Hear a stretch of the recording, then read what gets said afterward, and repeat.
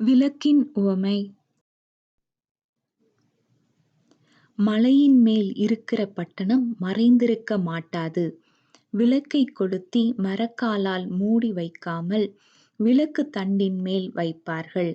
அப்பொழுது அது வீட்டிலுள்ள யாவருக்கும் வெளிச்சம் கொடுக்கும். மத்தேயு 5:14-16 வரை.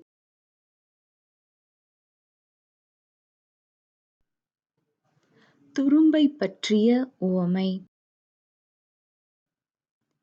நீ உன் கண்ணிலிருக்கிற உத்தரத்தை உணராமல் உன் சகோதரன் கண்ணிலிருக்கிற துரும்பைப் பார்க்கிறதென்ன? இதோ, உன் கண்ணில் உத்தரம் இருக்கையில் உன் சகோதரனை நோக்கி, நான் உன் கண்ணிலிருக்கும் துரும்பை எடுத்துப் போடட்டும் என்று நீ சொல்வதெப்படி? மத்தேயு 7:1-5 வரை.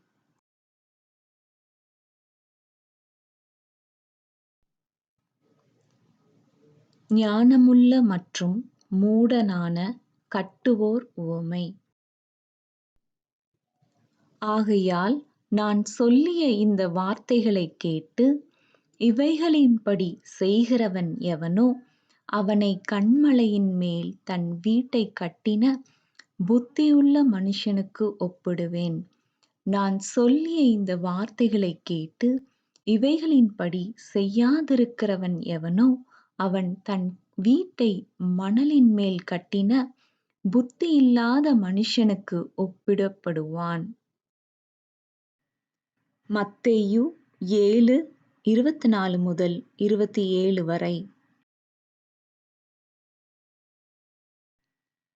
பழைய ஆடையில் புதிய துணி உவமை. ஒருவனும் கோடித்துண்டைப் பழைய வஸ்திரத்தோடே இணைக்கமாட்டான். இணைத்தால் அதினோடே இணைத்த துண்டு வஸ்திரத்தை அதிகமாய்க் கிழிக்கும், பீறலும் அதிகமாகும். மத்தேயு 9:16.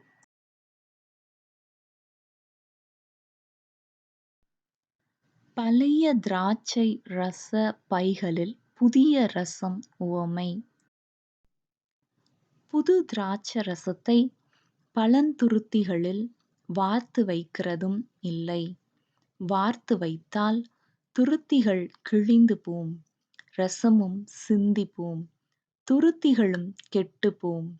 புது இரசத்தைப் புது துருத்திகளில் வார்த்து வைப்பார்கள், அப்பொழுது இரண்டும் பத்திரப்பட்டிருக்கும் என்றார். மத்தேயு 9:16.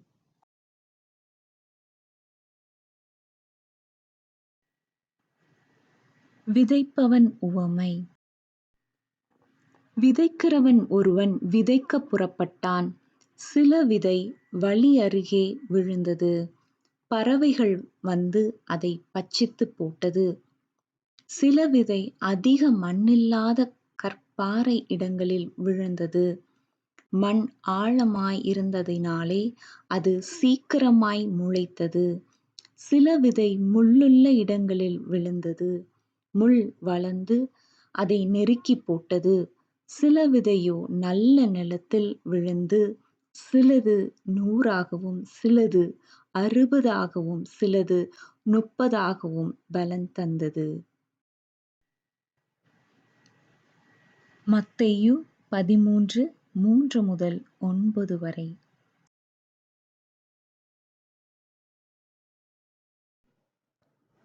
எது தீட்டுப்படுத்தும் உவமை. வாய்க்குள்ளே போகிறது மனுஷனைத் தீட்டுப்படுத்தாது, வாயிலிருந்து புறப்படுகிறதே மனுஷனைத் தீட்டுப்படுத்தும். மத்தேயு 15:11.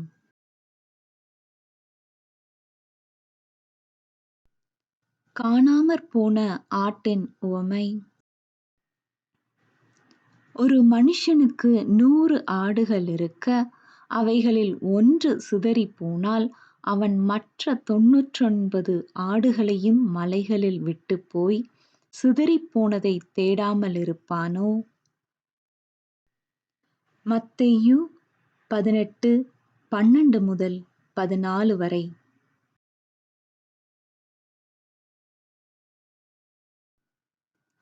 இரு புத்திரர் உவமை. ஒரு மனுஷனுக்கு 2 குமாரர் இருந்தார்கள். மூத்தவனிடத்தில் அவன் வந்து, மகனே, நீ போய் இன்றைக்கு என் திராட்சைத் தோட்டத்தில் வேலை செய் என்றான். அதற்கு அவன் மாட்டேன் என்றான். ஆகிலும் பின்பு அவன் மனஸ்தாபப்பட்டுப் போனான். இளையவனிடத்திலும் அவன் வந்து அப்படியே சொன்னான். அதற்கு அவன், போகிறேன் ஐயா என்று சொல்லியும் போகவில்லை. மத்தேயு 21:28-32 வரை.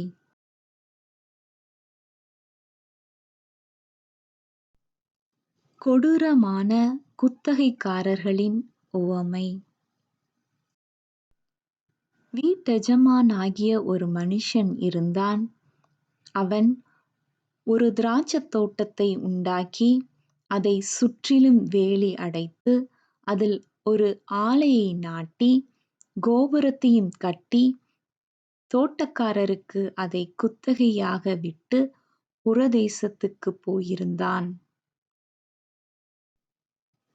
மத்தேயு 21:33-46 வரை.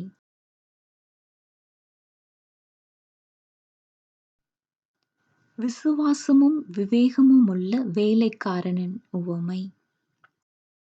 ஏற்ற வேளையிலே தன் வேலைக்காரருக்கு போஜனம் கொடுத்து அவர்களை விசாரிக்கும்படி எஜமான் வைத்த உண்மையும் விவேகமுமுள்ள ஊழியக்காரன். மத்தேயு 24:45-51 வரை.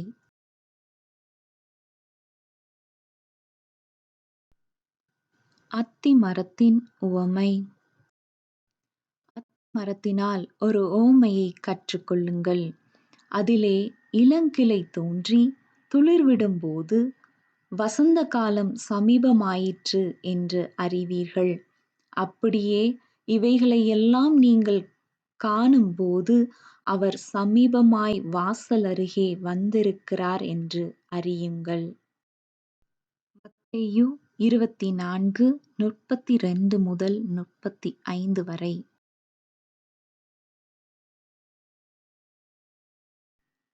ஆடுகளையும் வெள்ளாடுகளையும் பிரிக்கும் உவமை.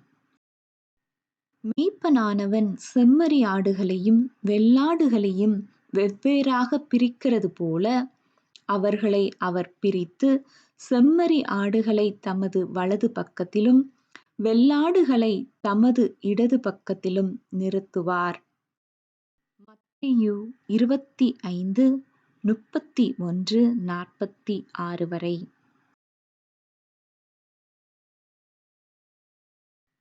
பரலோக ராஜ்யத்திற்கு ஒப்பாயிருக்கிற உவமைகள். பரலோக ராஜ்யம் எதற்கு ஒப்பாயிருக்கிறது என்று நாம் ஆல்ரெடி ஒரு வீடியோ போட்டிருக்கோம். அந்த வீடியோவை மித்த உவமைகளுக்கு நம்ம ரெஃபர் பண்ணிக்கலாம்.